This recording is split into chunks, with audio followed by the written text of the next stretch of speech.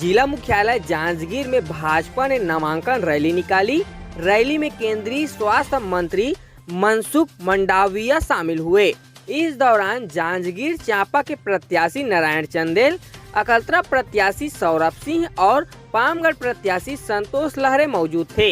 नैला से भाजपा की रैली निकली, जो नेताजी चौक होते हुए कचहरी चौक पहुंची। यहां आम सभा हुई, जहां भाजपा ने शक्ति प्रदर्शन किया।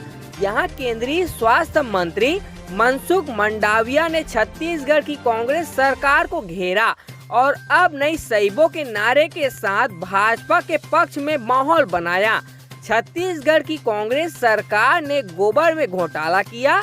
ऐसी सरकार अब जनता को नहीं चाहिए। कांग्रेस घोषणा करती है और लाभ नहीं मिलता।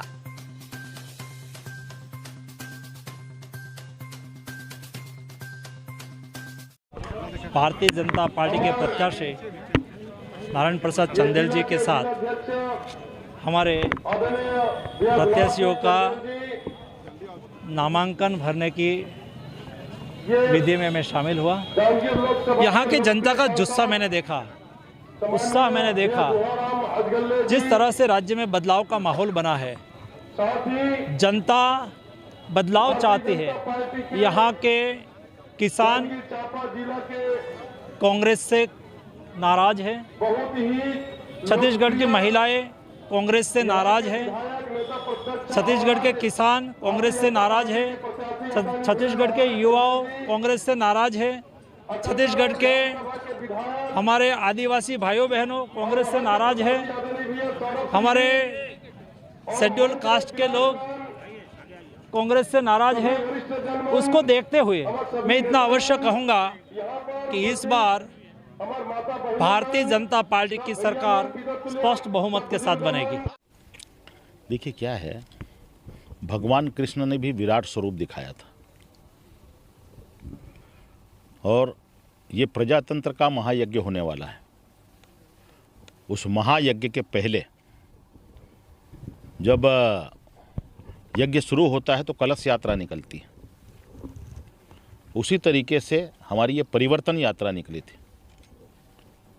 भारतीय जनता पार्टी की आज विशाल रैली निकली, जिसमें हमारे भारतीय जनता पार्टी के कार्यकर्ता और नागरिक सभी शामिल थे। हमारी अपेक्षा से भी अधिक सफल था वो कार्यक्रम। इसके लिए मैं सभी कार्यकर्ताओं को बहुत बहुत धन्यवाद देता हूँ, साधुवाद देता हूँ। और ये भीड़ जो है वो परिवर्तन का संकेत है कि छत्तीसगढ़ प्रदेश में छत्तीसगढ़ की जो कांग्रेस सरकार है उसकी विदाई तय है। बहुत से लोग स्वस्फूर्त इसमें शामिल हुए। आज पूरा शहर जाम था, पूरा शहर भाजपा में था। हम लोगों ने, हमारे सभी कार्यकर्ता जी जान से, प्राण प्रण से जुट करके हमारे जांजगीर चांपा जिले की तीनों सीटों पर कैसे कमल खिले, इसके लिए लगातार वो जुटे हुए हैं। और हमें पूरा विश्वास है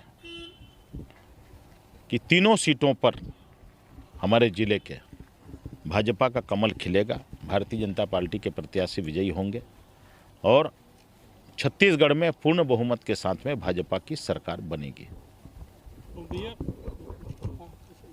भूपेश बघेल जी कह रहे हैं पिछले इस बार भी कर्जा माफी करेंगे, कैसे देखते हैं?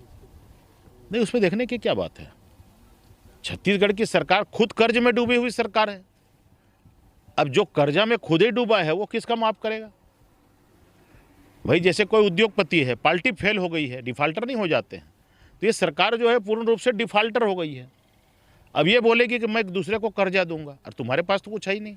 1 लाख करोड़ रुपए के कर्जे में छत्तीसगढ़ की भूपेश सरकार डूबी हुई है। कर्ज के बोझ तले ये सरकार कराह रही है। जो खुद बीमार है वो दूसरे को कैसे स्वस्थ रखेगा?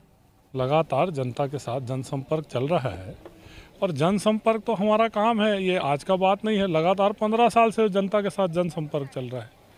तो चुनाव आ गया तो कोई विशेष जनसंपर्क करना है, ऐसी कोई बात नहीं है।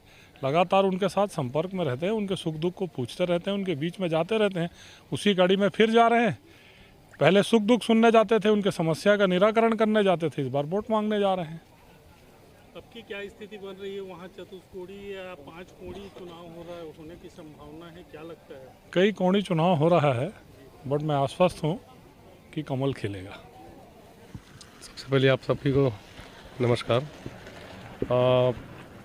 भारतीय जनता पार्टी के इस जिले के तिलो विधानसभा क्षेत्र से आज हम लोगों ने संयुक्त रूप से नामांकन दाखिल करने के पहले एक रैली का आयोजन किया था। वो रैली बहुत ही बड़ी रैली थी, नैला स्टेशन से लेकर के कचहरी तक, जिसमें एक जैन सैलाब जो उमड़ा वो ये बताता है कि छत्तीसगढ़ में भूपेश बघेल जी के सरकार से लोग नाखुश हैं।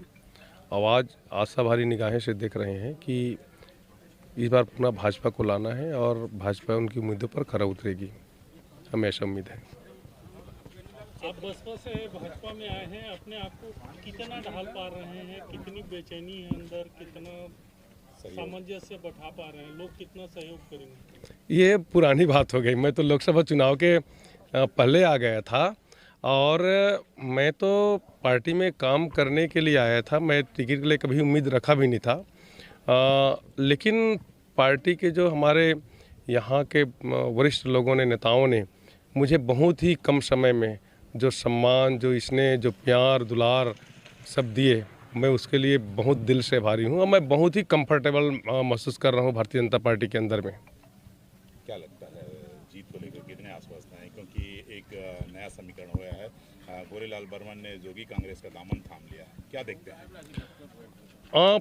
देखिए, पामगढ़ में भारतीय जनता पार्टी जो है हमेशा ही मजबूत स्थिति में रही है। जब भी चुनाव हुए, हम कभी 86 सीट से चुनाव हार गए, कभी 365 सीट वोट से चुनाव हार गए। हम हमेशा मुकाबले में रहे हैं। कांग्रेस कभी कभी जरूर दिखाई दे देता है, कभी समीकरण ऐसा बन जाता है, तो हमने किसी प्रत्याशी को कभी कमज़ोर नहीं माना, हर को चुनौती के रूप में माना है।